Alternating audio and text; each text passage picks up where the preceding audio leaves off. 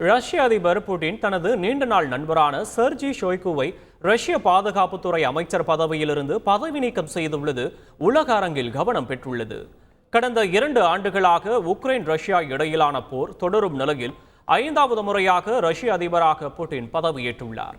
இந்நிலையில் கடந்த 2012ஆம் ஆண்டு முதல் ரஷ்யாவின் சக்தி வாய்ந்த பாதுகாப்புத்துறை அமைச்சராக இருந்த செர்ஜி ஷோய்குவை பதவியிலிருந்து நீக்கிவிட்டு அவருக்கு ரஷ்ய பாதுகாப்பு கவுன்சிலின் செயலாளர் பொறுப்பை கொடுத்துள்ளார்.